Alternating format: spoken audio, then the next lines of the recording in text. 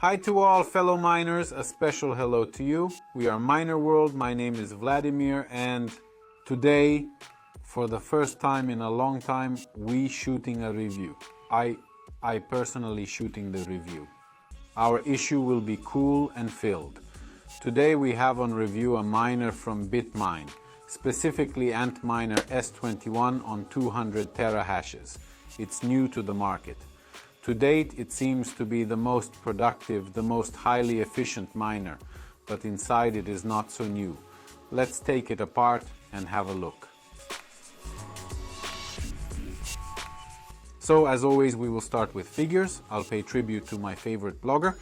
Let's talk about consumption and size. In length, 16 inches, 11.5 inches in height, and 7.6 inches in width, with a weight of 15 and 4 kilograms. Well, who cares? Here's the most important thing. Our miner works in the algorithm of the SHA-256, which allows us to mine Bitcoin and all the coins that run on this algorithm. 3.5 kilowatts, 220 volts, 16 amps.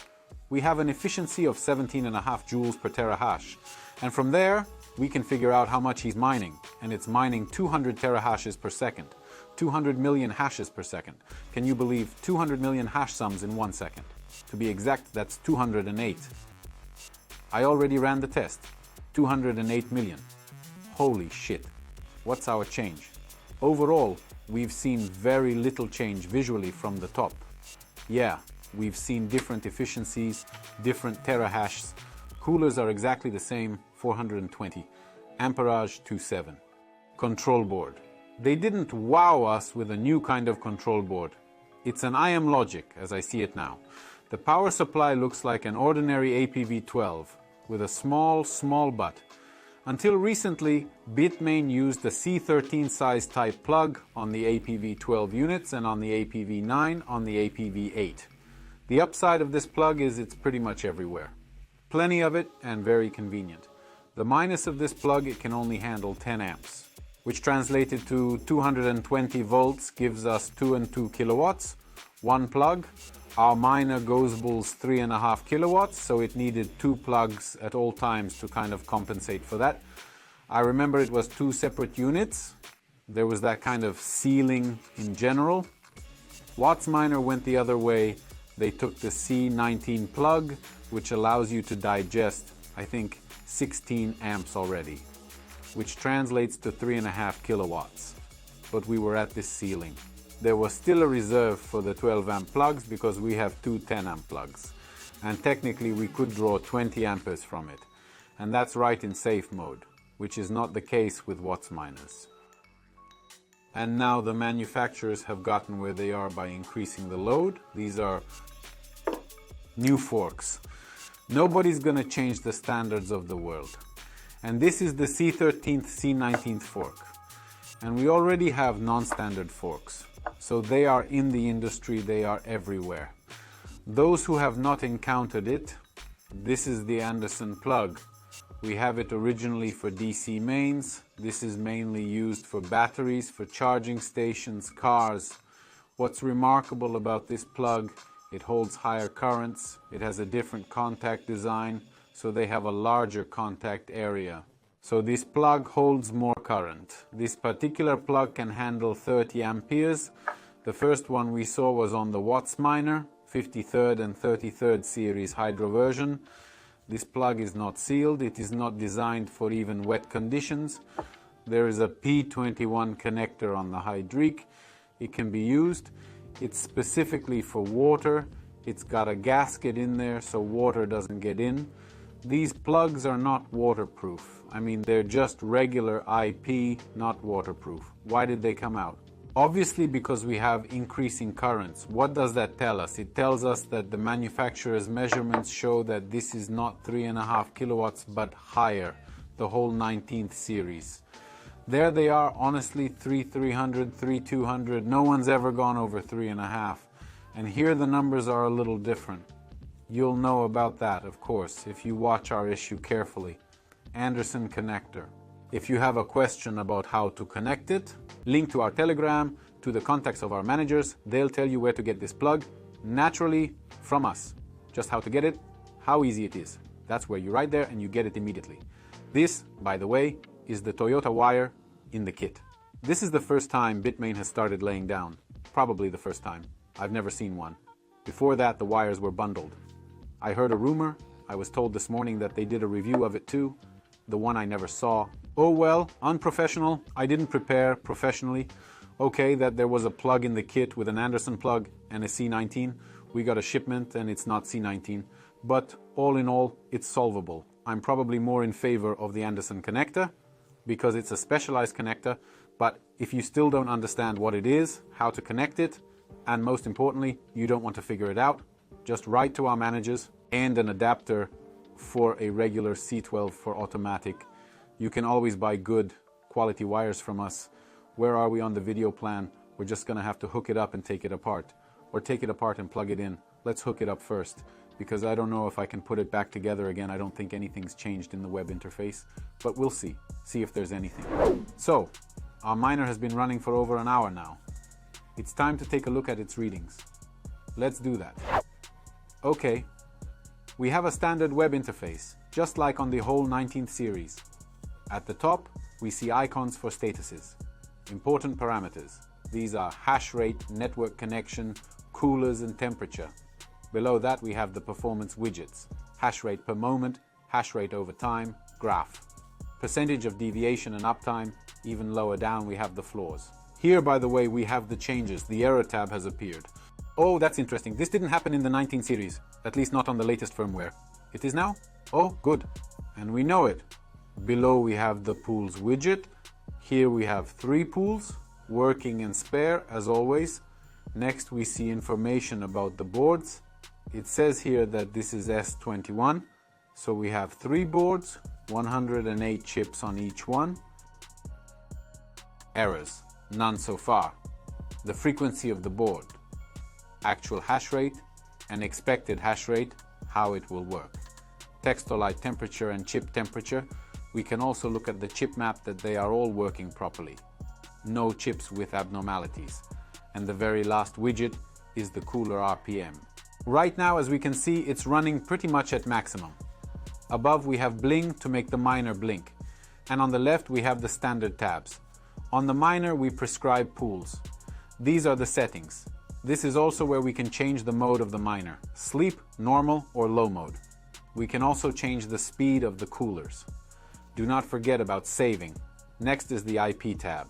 Here we change the static and dynamic mode. This is the display of the miner in the network. Next is the system tab. Here we change the password to enter the web interface. And we can also reflash the miner.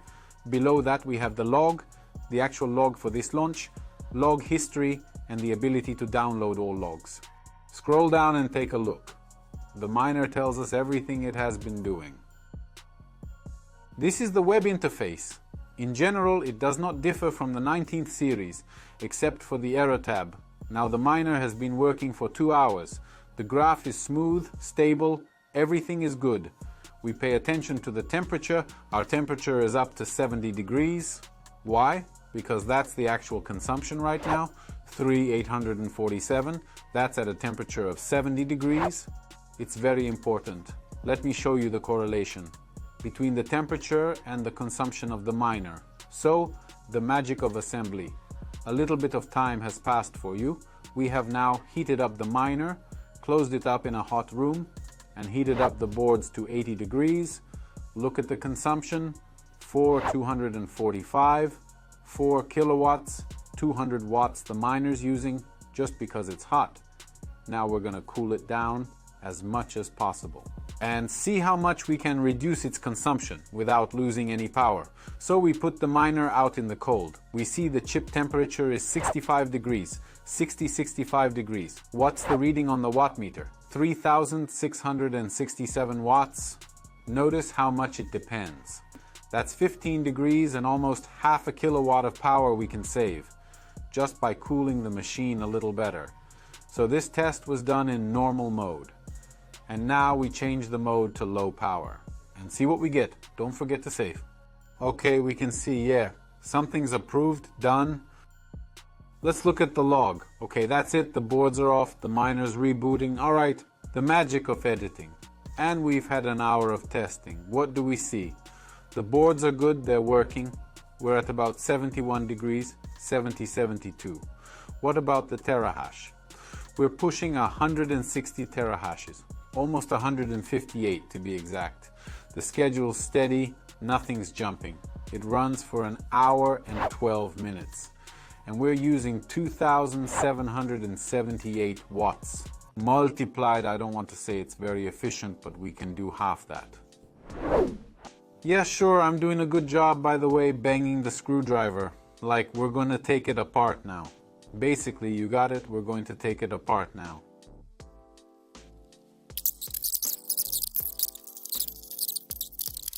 What did we do?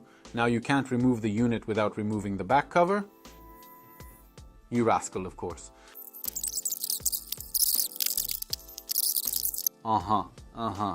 Modernization, that's great.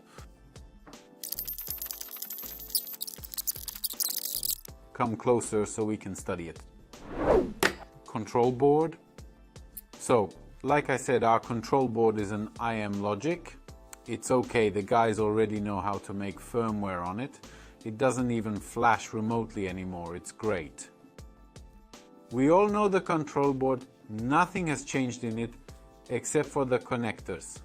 Now we have more reinforced connectors that can handle more current. And there's a reason for that. Because I've just seen, right here in the grids, if you can see it too, 4.5 amps.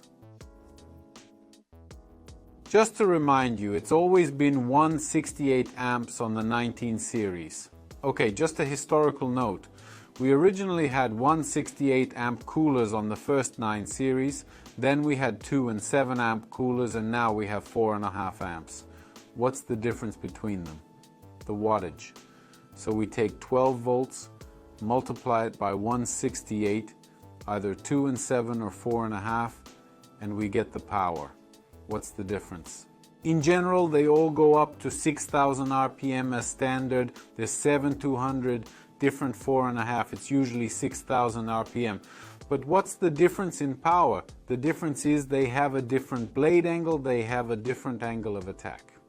And therefore, they can throw more air through them due to this angle. And for a cooler to be able to fight air with a larger angle, it needs power. Accordingly, the more powerful it is, the more air it throws through it.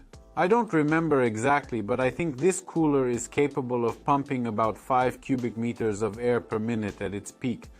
That is, that much air flies through it unpressurized, just in a rarefied atmosphere. The Antminer one, I remember exactly, 7 cubic meters. This is, I think, about 5. Coolers have gotten more powerful. You have to pump more current through these wires. That's why they changed the connectors. That's it. Next, power supply. Interesting board.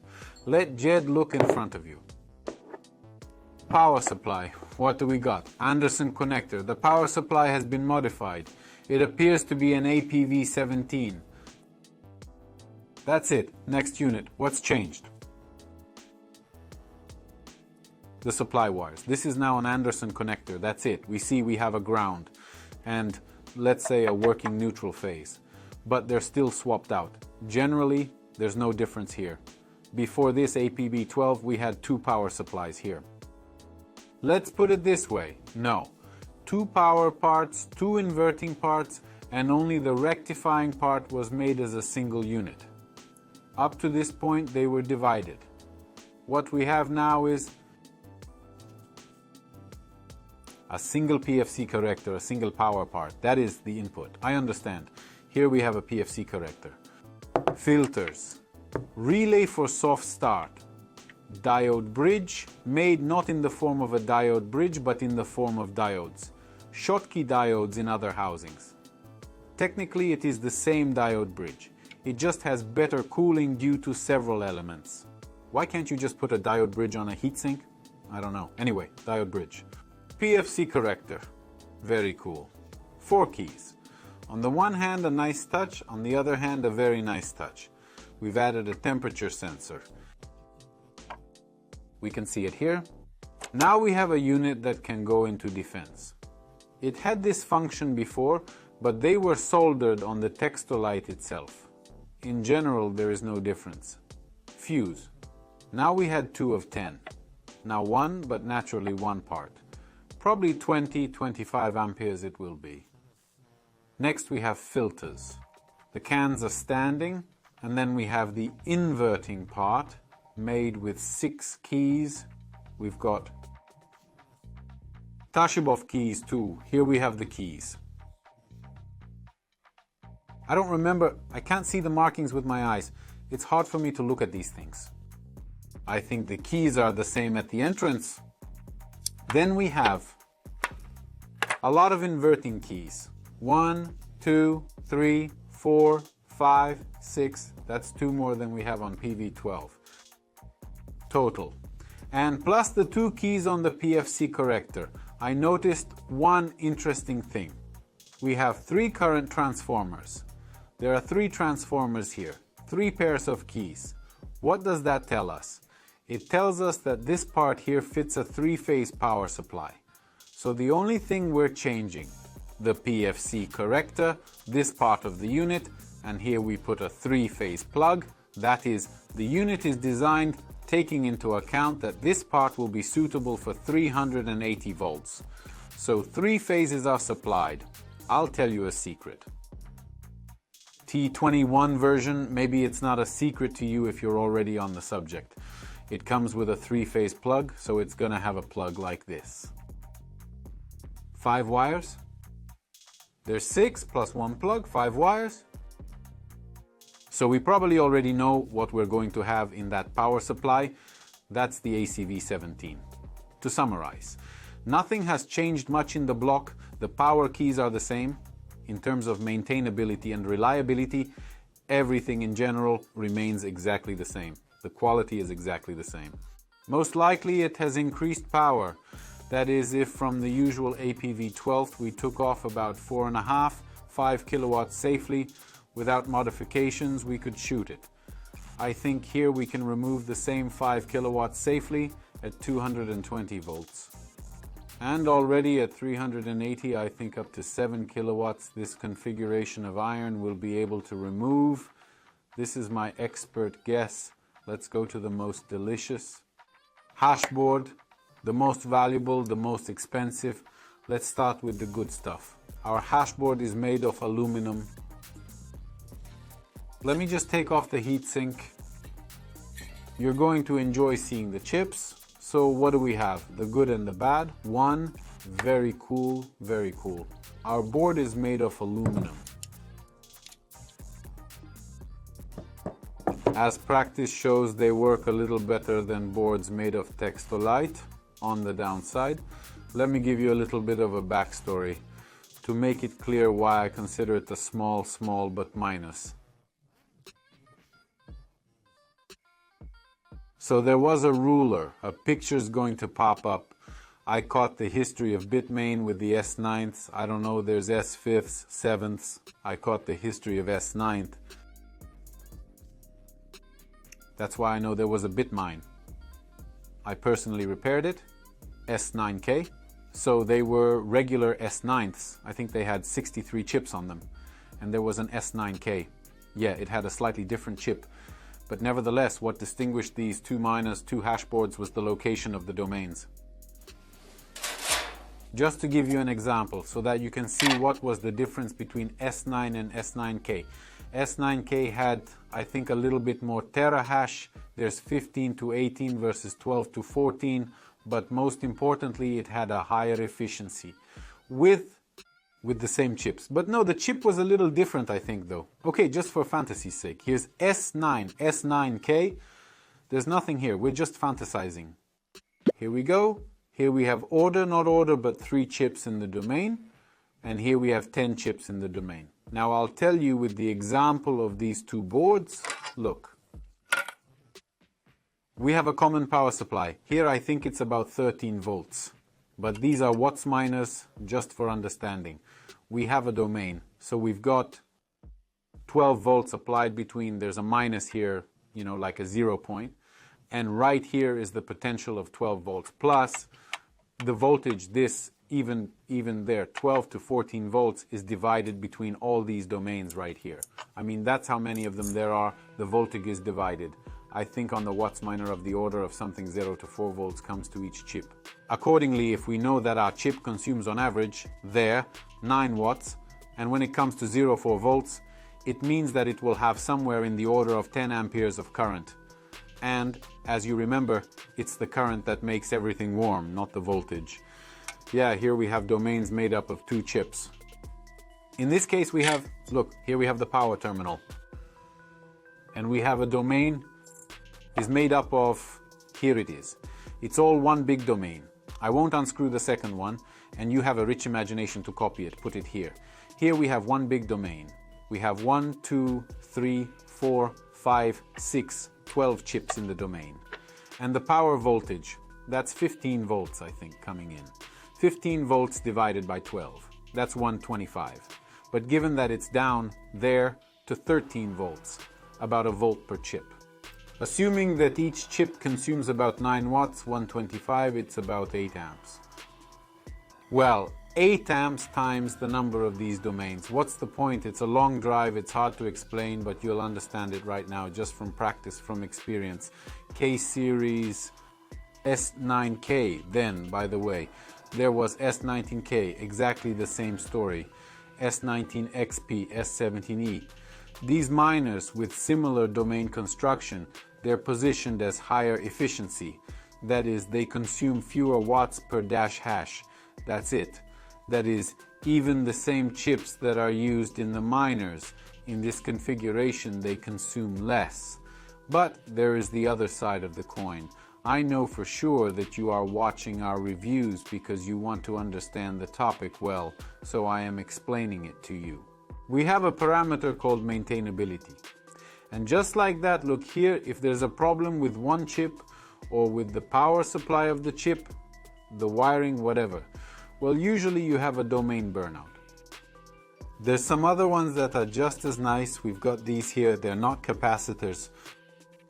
They're capacitors. Yeah, I think they're tantalum capacitors. They're standing here breakdown conditions. If the potential is higher than 5 volts, 4 different volts, it will break down and thus protect the chips. Here they are also in some revisions, by the way, in watts miners. In some revisions they are not, but there are places for them. What's the point? The point is that if you have a problem, you have a domain burnout. In this case, 2 chips, maybe a couple domains. If you have a booster power supply, the last 6, chip domain. 90% of the time, the board repair is 1 chip or 1 domain. There are different stories, burned out, shorted, defective, and so on. But in most cases, the chip or the entire domain must be replaced. A domain may consist of 3 or 4 chips, it may consist of 10 chips. What did we run into? I opened it up, it's 1-to-1 like XP. It's very similar. I wouldn't say identical, it's very similar. Let's have a look at the chips and then we'll figure it out. And then on the XP, the same thing happened again. I mean, as it was on the S9K, as it was on the T17E history. It didn't happen on the Eshkas. History repeats itself. If we have a problem, we have a huge number of chips dying. So it's about maintainability. Do you like history and why does it somehow work? If you like it, put a like, then the operator will not resent that we have 2 long videos. Yes, they need to be edited, and in general, I am harmful and very tedious person. Story. Somewhere, probably in the spring of that year, when only the first XP came out, to us, in the service of the Far East, brought XP. It was also our acquaintance. They brought the XP, it doesn't work. It was looked at there in another service. On March 20th, they sent it to us. It was the board. I looked at it. That's the story. Actually, here are some nice pictures for you. I'm inserting them. Look what we see. Here we see the board. The blue felt tip pen marks the chips that burned out, just out of nowhere in place. Here you have pictures of the chips. I photographed every one of them with cracks. Checked the serial numbers as well. There was a suspicion that another service just grafted them all on. Yeah, by the way, it's common. From the factory today that different chips are soldered on. In general, we found out it really can be, but still the general pattern of serial numbers, or rather not serial numbers, but part numbers. should be present. In general, I have a kind of non-linear narrative, but I think if you watch the video carefully, you understand everything. What's the point? Checked. Here's the board. The new miner's cool. It was up and running. Then all of a sudden, it stopped working. Open it up. The repairability of this miner. At that time, one chip cost about 4,000. We changed about 30 chips. Not an order, but exactly.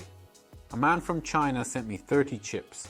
As an experiment, we changed all this stuff, soldered it, and started it up. Started the miner. It didn't work for long. As far as I remember about feedback, something on the order of 2 weeks, and then it was repaired again. But that's another story, not the point. As for overclocking, there were also a lot of problems on the XPICs. In general, repairability. The miner is good, its efficiency is good, but for some reason, unknown to us, there are cases. Not all of them. No. Also, 90% of the time, it's normal to change one chip. But for some reason, it's in this particular configuration. It's a common pattern over 3 years of experience. If the domain is on the order of 10 chips in this configuration, they can break very badly. It's just that kind of observation. I'm not saying the miner is a bad configuration, no. A huge number of them work. A huge number of miners are running, and the percentage of that burn-in is exactly the same as a hole on the board. They happen, they show up, they happen because of moisture, even a little bit more often. That's the kind of thing that happens. I mean, you watch our videos because of honest feedback. Honestly, it's just that kind of observation. So far, not inclined to do anything. Let's see what we've done. Quickly on the board, we'll probably start with what chip is installed here. The chip we have here is BM Untine 68PP. Interesting, of course, I haven't seen such markings yet, but okay, what I want to say. Visually, the chip is oblong, similar to XP, a little different.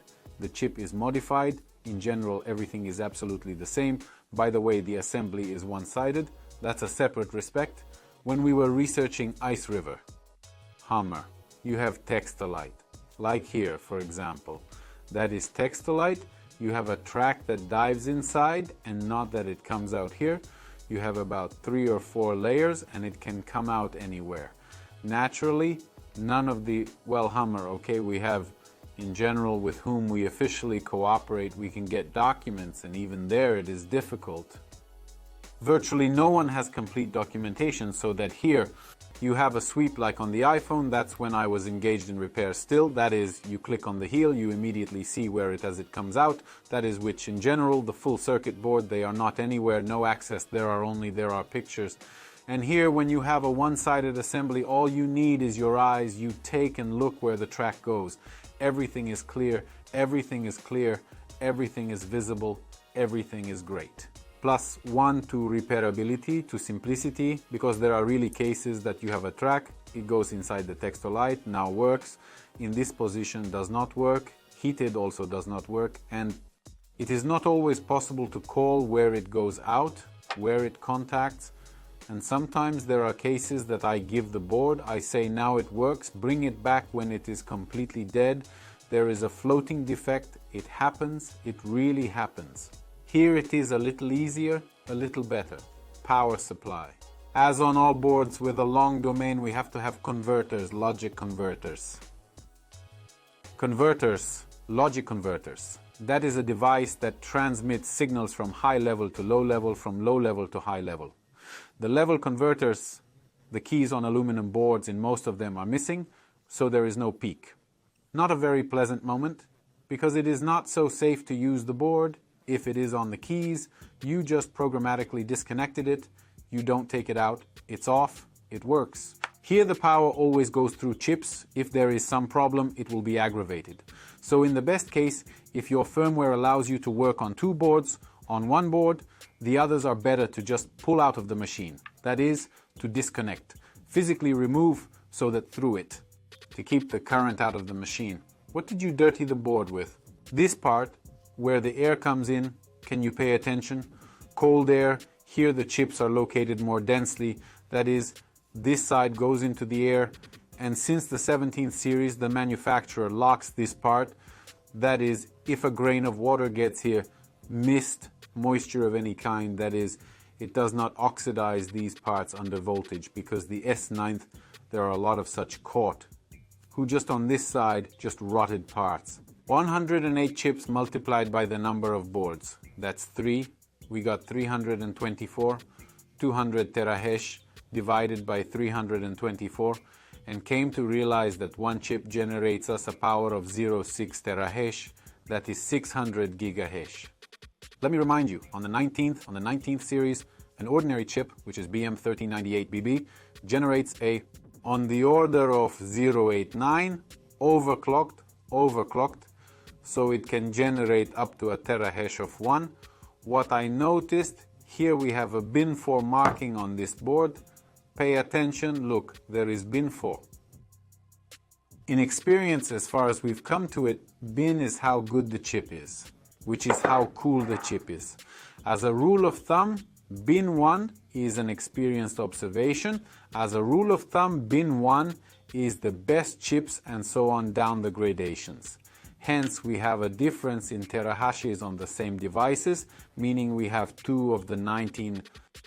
On the same number of chips, one 104 terahash, the other 110. Why? Because the higher quality chips are worth more, which leads me to believe that 200 terahash from this machine is not its ceiling.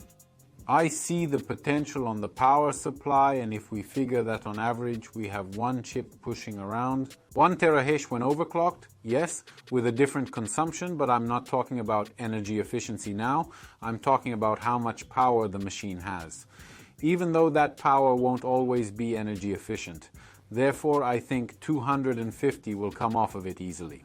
In general, these apparatuses, maybe pretty soon the C21 to 250 teracache factory ones will come out, and that's how it will be. Let's say T10 to 19, T380, maybe. I mean, that's what I'm seeing here, purely intuitively.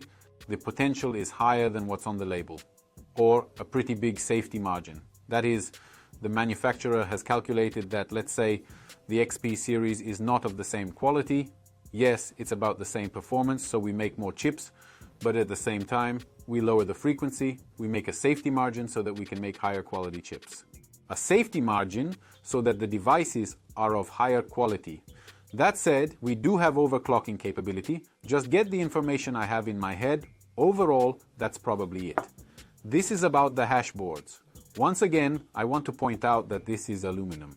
I've been getting all excited about aluminum boards lately. Not because it's been difficult. I was doing an experiment. It was hard to figure out whether Textilite or aluminum was better, because typically in Textilite somewhere there's one of the videos I showed, we broke the board in half, and in the Textilite there were these copper kegs in here. A lot of copper kegs from one transition hole, from one layer of the board to the other. So the question is, which is better at conducting heat? The copper keg through the Textilite, but it's all tinned and soldered tin. I don't remember what the thermal conductivity is. Hundreds of watts per Kelvin. Either. Thermal paste. Either way, there's a dielectric layer, so we have a layer of copper. I'm here. We have a layer of copper where everything is soldered. Then there's a dielectric layer, usually. It's some kind of aluminum oxide or something that conducts heat but doesn't conduct electricity. And then the aluminum itself. So the question is, what conducts heat better? Here's this thin dioxide, which conducts worse, or the thicker kegs, which conduct better. It's not clear, but what's my point in all this? Why am I more excited about aluminum? Because it's easier to convert to water, it's more efficient to convert to water. I mean, we can easily make water blocks. I'm going to compare this to XP. I did a quick analysis. I took a picture of the XP board, looked at this board with my eyes and concluded that they are different. There's a different number of domains, chips, locations, the topology, it's all the same. But what I wanted to say is that, let's say for today, the water blocks that exist on XP, they will not fit here one-to-one, but the topology is the same, everything is the same, and in general, they will appear on the market pretty quickly if they haven't already appeared in the time that the video is coming out. In general, it's happening very quickly at the moment. In general, everything that I knew I have told you. Nothing new and interesting has appeared. Now, by the way, only now I paid attention, I realized. I thought, what are these kegs for? See? Not very clear, not very interesting. It's unnecessary milling when the radiator is made, an unnecessary amount of metal. Why? It's not copper, it's not some other material. I noticed that the foils that protect the radiator are missing. I take it that by removing these foils the defect rate is reduced. Because on the 19 series they had these films that were dielectric. Sometimes they moved out at the factory stage, overlapping the chip. The chip was sitting through the film. You repair them, peel them off, tape them up, it's embarrassing. And now I guess I understand why these stumps barrels. These stumps barrels, but the film's gone. These events must be connected somehow. Let's summarize. So, we found out his actual efficiency. How far the numbers have strayed from the factory's figures, what they promised us. So, the price. The price of this apparatus to date, give or take, not far from the start of sales, 5,380 USDT. And how much can our machine extract? As of today, with today's network complexity, the S21 mines 1/100th of a Bitcoin per month, roughly millions, 1/100th of a Bitcoin, which at today's exchange rate gives us $443. How much does it consume, you ask? Sure, we'll tell you. Based on our tests, we found that it consumes 3,800 watts. That's the average. It might eat 3,600, maybe even 3,500 as stated with the factory, or maybe 4,200 if you're too hot. Net profit. On average, about $300 a month this unit will bring you. That's including the outlet deduction. Plug. Always be guided. This is roughly, that's today. This data may not be relevant tomorrow. We have a payback of 17 and 8 months, which is a little over a year.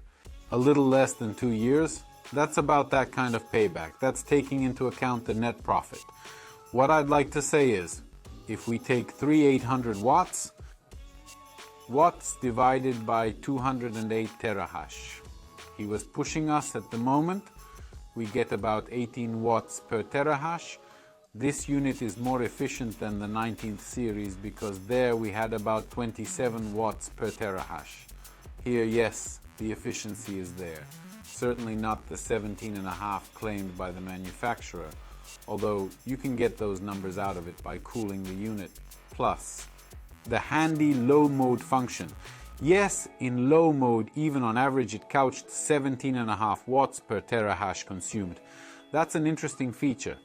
The miner does not become super high efficient, but if you have such a situation that you need to reduce the power, you can simply reduce the power of the miner with one click without any other alternative firmware, without taking out the board. To summarize, everything is normal. Nothing extraordinary happened. The figures are interesting in general. You know them and already decide for yourself whether they are good or not. What's new is that we have an error bar. It has been on WattsMiner for a long time. Now we are waiting for a detailed brochure with error codes. The power connector has changed. Now it's Anderson instead of 2 Citrine. In general, I think it's a plus because we have a better connector, which we can already overclock more safely and not worry that it will fall off there. We will already have much less fire situations because there are a huge number of Citrine plugs in the world and they are of different quality. Anderson's connectors, there are literally a few companies out there who make them and just as many counterfeit them.